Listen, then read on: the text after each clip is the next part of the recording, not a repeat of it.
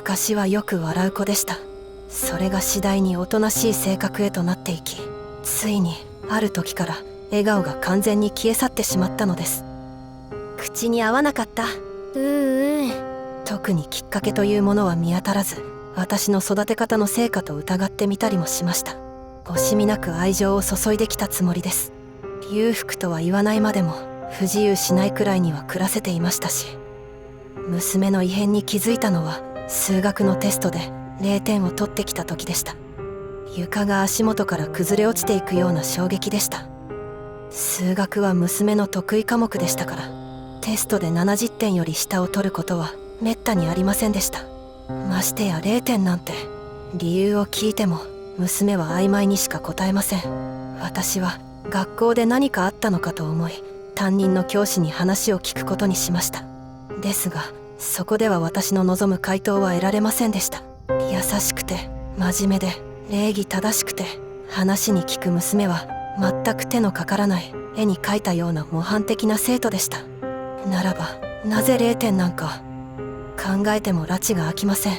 たまたまそういうコンディションだったのだと自分に言い聞かせ、この件を忘れることにしました。ですがその次のテストでも娘は0点をもらってきたのです。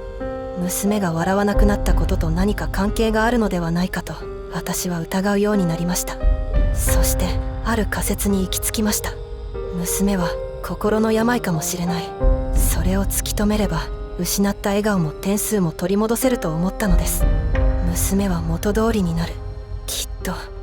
その日、翌日の小テストに備えて私は娘に三角関数を教えていました。2年後には大学受験を控えていましたから、いつまでも0点というわけにはいかなかったのです。いや、教えていたというのは語弊があります。サイン90度。1、 0でしょ。1だよ、ほらここ。あ、そっか。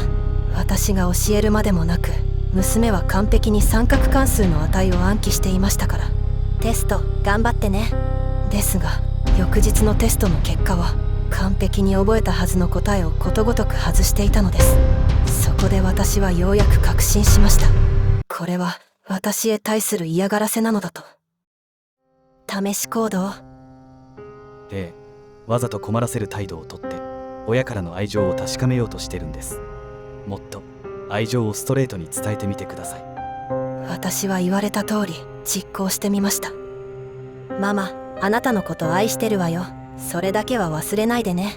ですが相変わらず娘は笑いません。笑顔が乏しいとなかなか人に覚えてもらえないようですが、君は逆に笑顔であるべきところで笑顔でないと目立ってしまうものです。あの子どうしたのかしら。その日は娘の誕生日でした。夫の兄、つまり娘の叔父が気を利かせてお誕生日会をセッティングしてくれたのです。親戚や近所の子供たちを大勢集めて盛大に祝おうとする彼の心遣いは正直私には重荷でした。お誕生日会、主役は笑わない娘。悪い予感しかありません。プレゼントを受け取った時の娘の無表情はこの場合狂気です。この日、私はこの子の親としてどうしても言わなくてはなりませんでした。笑いなさい。あなたが笑わないことでみんなを不愉快にさせてしまうのよ。ママ、いつも言ってるわよね。人の痛みがわかる人間でいなさいって。私はすぐに後悔しました。娘は相当答えたのでしょうか。顔から血の気が引いていました。それは私が初めて見る顔でした。もう二度と娘の笑顔を見ることはないと確信しました。私は深く娘の心を傷つけてしまったのです。そんな最悪な状態の中、お誕生日会は始まってしまいました。おめでとうという声がかけられる前に、私から出席してくれた皆さんにお詫びを言うつもりでした。不愉快なお誕生日会になることを先に謝罪して早く楽になりたかったのです。皆さん、お話があります。みんなで、今日は来てくれてありがとう。目を疑いました。娘は笑っていたのです。私の気持ちがちゃんと届いていたんです。こうして娘はかつての自分を取り戻すことができました。私は犯罪者でも詐欺師でもありません。ですが私だけでしょうか。罪を感じながら日々暮らしています。子供の頃、母はよく私にこう言い聞かせていました。人の痛みがわかる人間でいなさい。私はどうやら本能的にそれを理解していたようです。人の痛みを知り、人へ優しくすることはこの世の揺るがない正義だと、産声を上げる前から知っていたような気がするのです。私は人一倍感受性が強いようで、自然と人に同情できる人間でした。私は母の望む通りに生きていけるはずでした。私が初めて自分の罪を自覚するようになった時のことをお話しします。それは算数の九九のテストを受けた時のことです。あろうことか、私はそのテストで60点を取ってしまったのです。自分で言うのもなんですが、私は勉強ができる方でした。ですが、呪文を唱えるようなその九九だけは性に合っていなかったようです。練習を怠っていたせいもあって散々な結果でした。いえ、私の罪はお粗末な点数を取ったというそんな可愛いものではありません。私の罪はその後に口走った不用意な一言にありました。うわ、最悪。特に引っかかりもない。ひどい点数を取ったら誰もが示す当然のリアクションなのでしょう。ですが、あの場で口に出すべき言葉ではなかったのです。隣にいたゆうなちゃんの点数は30点でした。休み時間も放課後もずっと九九をつぶやいていたゆうなちゃん。私よりずっと努力していたゆうなちゃん。私が口走ってしまった最悪という言葉はゆうなちゃんの耳に届いていたはず。私の60点が最悪だとしたら、ゆうなちゃんの30点は一体何だというのでしょう。彼女の努力を最悪よりも下の言葉で形容すべきでしょうか。私は思わぬところで人を傷つけてしまいました。私の犯した罪、それは人より良い成績を取ってしまったことです。私が良い成績を取ったことによって誰かが悪い成績を引き受けなければならないということをその時初めて知りました。悪い成績をあてがわれてしまった人たちは烙印を押されたように卑屈にならざるを得ません。そう、ゆうなちゃんみたいに私が取った良い成績が引き金となって誰かを悲劇へ陥れてしまうのです。ですが、私はその後も良い成績を取り続けました。100点。よく頑張ったな。お前、もっと頑張れよ。良い成績を取らないという選択肢を選ぶ勇気が自分にはありませんでした。私はなんて罪深いのでしょう。人の痛みがわかる人間でいなさい。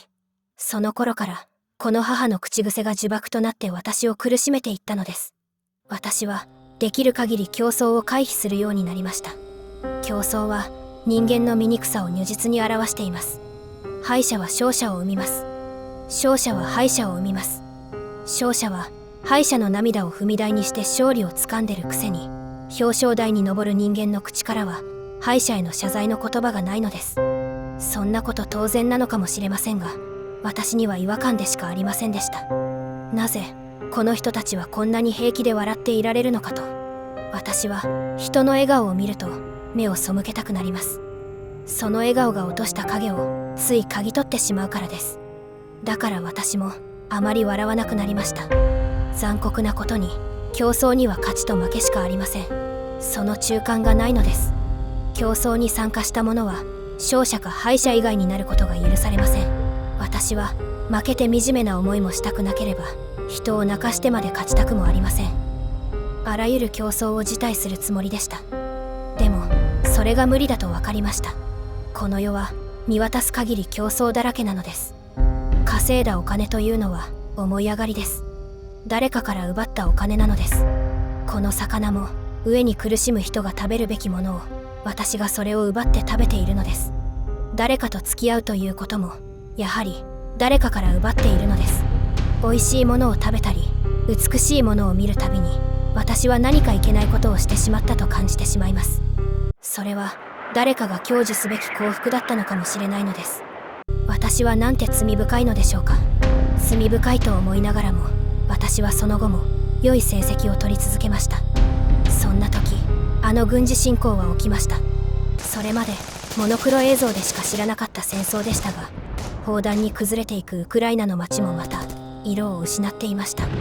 毎日のように報じられる犠牲者の数、何も知らない子供たちが何もわからないまま死んでゆくその現実に私は深く傷つきました。この戦争が終わるまでは私はウクライナの人たちの気持ちに寄り添おうと決めました。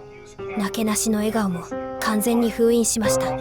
ですが1ヶ月が経ち2ヶ月が経っても戦いは終わる気配がありません。悲痛に暮れている私に声をかけたのはクラスメートの岩田さんでした。ねえねえ、それかわいいよね。で、そのポーチすごいかわいい。耳を疑いました。ウクライナでは多くの命が奪われているというのに、なぜ彼女は私のポーチを話題にしなければならなかったのでしょうか。あまりの文脈のズレに私はどう答えたらいいか分かりませんでした。ですがずれていたのは岩田さんだけではなかったのです。今日カラオケ行こう。あー、なんかスイーツ食いて。これ漏れてない？この人たちは異国で起きている惨劇など全くお構いなしに半径5メートル以内だけのことを考えていたのです。軽蔑しました。私はこの言葉を彼らに送りたくなりました。人の痛みがわかる人間でいなさい。同時に大きな鏡を目の前にしているような虚しい気持ちにもなりました。彼らは私そのものではないだろうか。人の気持ちに寄り添ったつもりで、それはポーズに過ぎない。私は私の罪深さをごまかすために善人面を演じているのではないか。そこで私は自分を試すことにしました。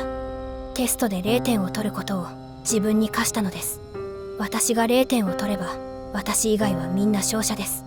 自ら落語者を引き受けることができれば、私は本当の意味で人のために生きることができるのです。そして私はようやく罪から逃れることができました。そして私は母の前でようやく誇らしげにすることができるはずでした。母の異変に気づいたのはその頃です。ママ、あなたのこと愛してるわよ。それだけは忘れないでね。愛していると言わなければならないほど母は私たちの愛に懐疑的だったのです。私はもっと母の期待に応えなくてはならないと反省しました。そこで妙案を思いついたのです。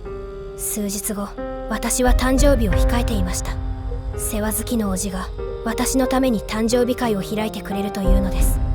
乗り気ではありませんでした。戦争は一向に終わりそうにはなかったですから。ですがものは考えようです。私はこのお祝いの席で皆さんに黙祷を呼びかけようと思い立ちました。ケーキに立てるろうそくを失った多くの命に捧げるのです。母はきっと喜んでくれる。ですがそれは私の全くの勘違いでした。笑いなさい。あなたが笑わないことでみんなを不愉快にさせてしまうのよ。ママ、いつも言ってるわよね。人の痛みがわかる人間でいなさいって。母は誕生日会が誕生日会として滞りなく進行することを望んでいたようです。私にはそれがショックでした。結局母も半径5メートル以内のことを最優先に考える人間だったのです。それから私は、みんな今日は来てくれてありがとう。いかなる時も笑うことにしました。考えてみたらこの世は常にどこかで不幸が起きているのです。そんな不幸を横目に笑って生きていかなければならないのです。私たちは罪にまみれながら生きていくしかないのです。そして私は半径5メートル以内だけで生きていこうと決めました。